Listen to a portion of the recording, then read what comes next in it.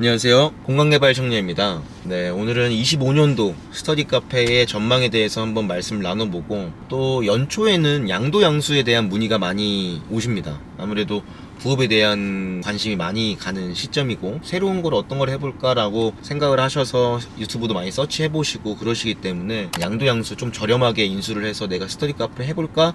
공유 오피스를 해볼까? 라는 하시는 분들도 연락이 많이 오시는 시기이기도 합니다. 점포라인이라는 사이트를 보면은 작년도서부터 매물이 뭐 한 800개에서 1000개 사이가 계속 유지가 되고 있어요.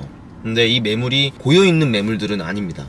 새로운 것들도 올라오고 기존에 있었던 것들도 거래가 돼서 없어지기도 하고 계속 양도양수가 활발하게 이루어지고 있는 그런 사이트인데, 800개에서 1000개 사이의 매물대가 계속 형성이 되고 있는 거 보면은 계속 이제 거래는 왕성하게 되고 있다라고 보여지는 상황이에요. 아무래도 스터디 카페에 대해서 조금 저렴하게 운영을 해보고 싶으신 분들이 많이 있기 때문에 양도양수가 또 활발하게 이루어지는 시기이기도 합니다.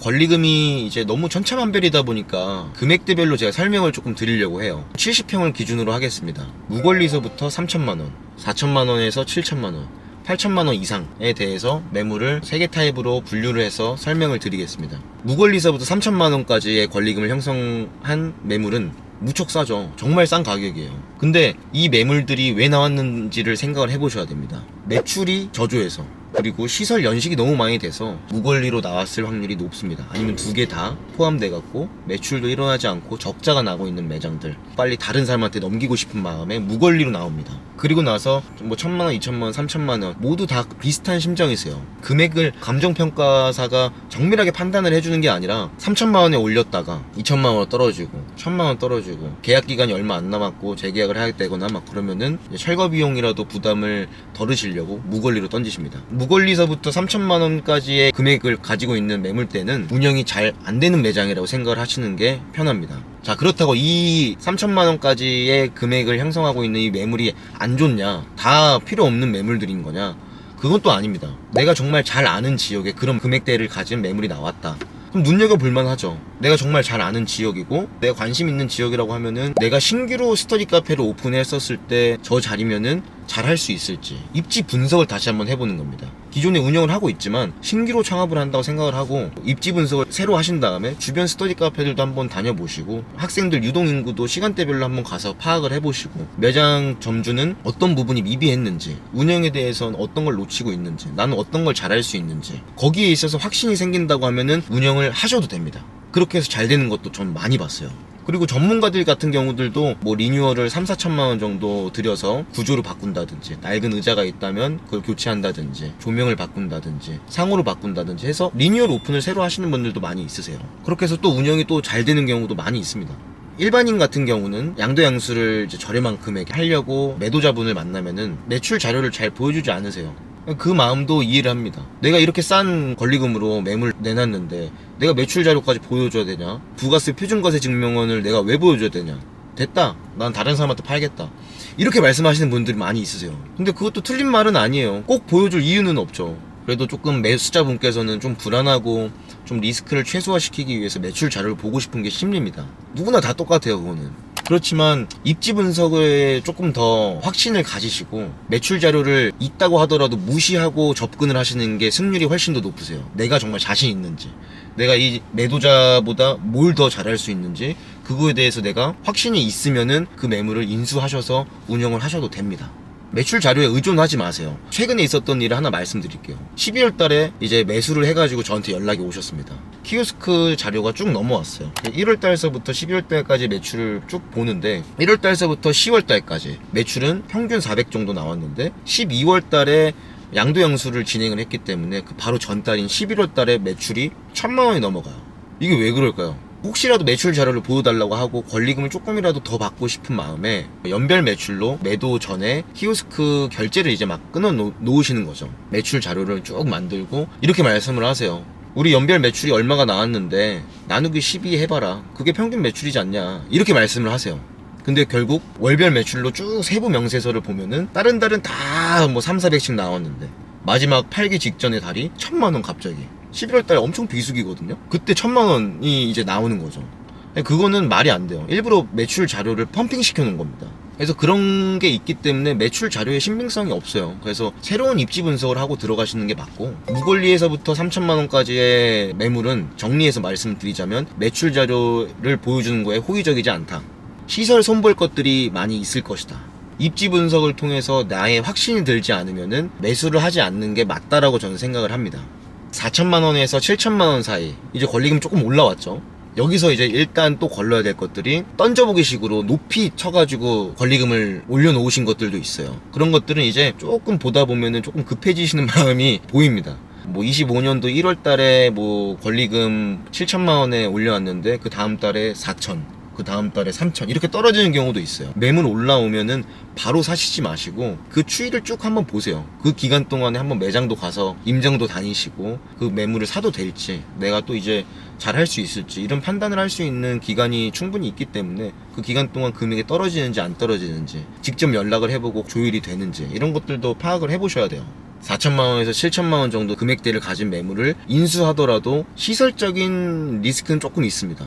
왜냐면 대부분 양도양수에 나오는 스터디 카페들의 연식이 3, 4년 차 정도 되는 매물들이 대다수예요. 거의 한 70%가 3년에서 4년 정도 된 매물대들인데, 그런 것들을 이제 인수하다 보면은 3, 4년이라는 기간 동안 주변에도 스터디 카페가 신규로 많이 생겨났을 테니까 그런 거랑 어느 정도 높낮이를 맞추기 위해서 시설 투자를 조금이라도 할 수밖에 없어요. 의자를 바꿔준다든지 조명을 새로 이렇게 조금 이쁘게 화려하게 이렇게 좀 해준다든지, 좀 그런 부분이 필요하죠. 근데 70평을 권리금 7천만 원에 인수를 해가지고 인테리어 업체가 들어오면은 기본 1천만 원, 2천만 원인데 8천만 원 정도, 9천만 원 정도를 투자해가지고 연식 3, 4년 된 거를 인수할 바에는 그 금액대는 되게 애매한 금액대예요. 4천만 원, 7천만 원 이 구간은 정말 애매한 구간대인데 70평을 제가 기준으로 말씀을 드렸잖아요. 평수를 낮추고 40평대로 떨어뜨리고 저는 신규로 제가 자신 있는 지역에 오픈을 할 것 같습니다. 그 정도의 금액이에요. 70평이라고 하면은 뭐 지역별로 조금 상이하기는 하겠지만 임대료도 40평보다는 높을 것이고 고정비도 좀 높을 건데, 그거를 기존에 있었던 걸 인수를 해가지고 또 뜯어 고쳐가지고 8, 9천만 원을 투자를 한다? 그것보다는 조금 더 보태가지고 뭐 40평 공사하는데 1억 초반대에 들어가요. 거의 비슷한 금액이지 않습니까? 저는 신규로 동네에서 진짜 프라이빗하게 프리미엄으로 이렇게 소규모로 40평대로 오픈해가지고 오픈빨도 이렇게 받고 고객들한테도 새로운 이미지를 주고 하면서 전 신규 오픈을 할 것 같아요.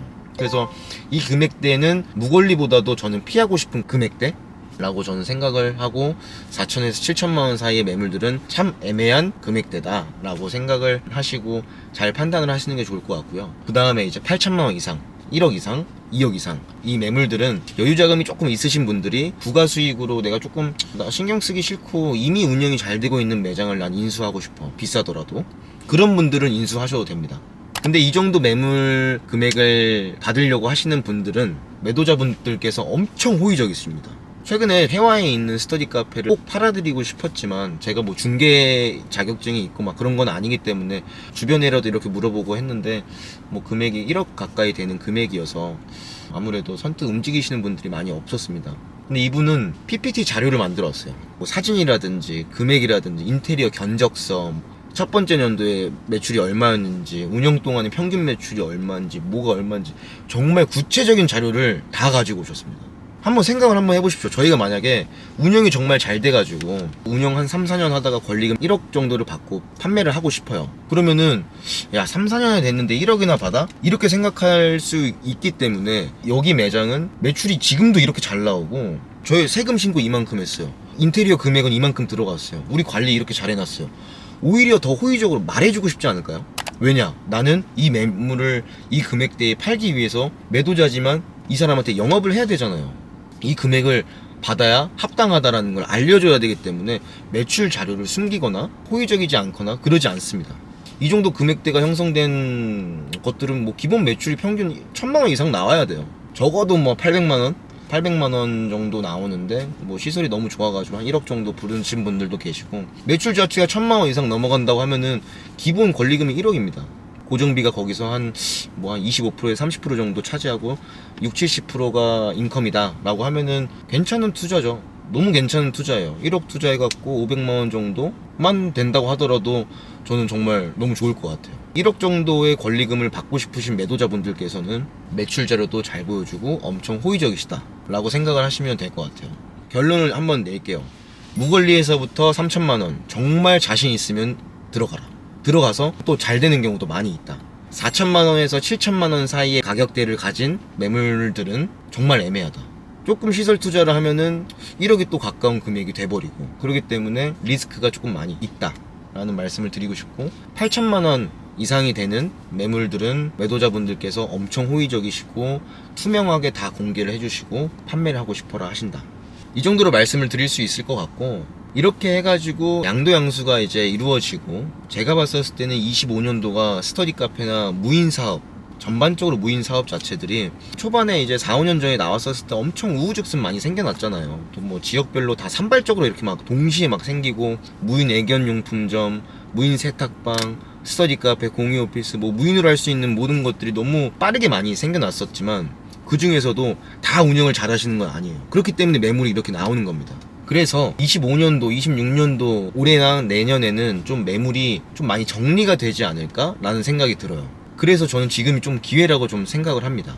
이렇게 양도양수를 거치고 양도양수가 안 된 매물들은 없어지게 됩니다. 매물 스터디 카페 자체가. 제가 봤었을 때는 양도양수가 될 것들은 양도양수가 되고, 없어질 것들은 없어지고 하면서 무인 스터디 카페나 무인 사업 아이템들이 좀 정리가 되는 시기이지 않을까 라는 생각을 많이 가지고 있고, 체감을 많이 하고 있습니다.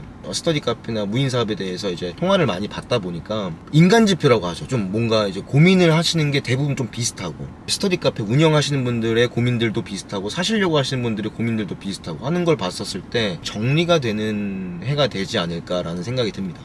다가온 25년도 새해 하시는 일 아무쪼록 다 잘 되시길 바라겠고, 또 올해서부터 저의 계획은, 많이들 스터디 카페나 이런 것들 창업 컨설팅을 도와드렸지만 지역이나 상호로 오픈을 하면은 장사가 잘 되는 걸 알고, 주변으로 또 생겨날 걸 좀 제가 우려도 하고 점주님들도 우려를 해서 영상을 많이 안 찍었습니다. 올해서부터는 조금 상호 가리고 지역 다 비공개로 해가지고 이렇게 운영이 되고 있다는 거를 좀 중점적으로 영상을 좀 올려드리도록 하겠습니다. 네, 오늘도 영상 시청해주셔서 감사하고, 도움이 되셨다면 구독과 좋아요 꼭 눌러주시기 바랍니다. 감사합니다.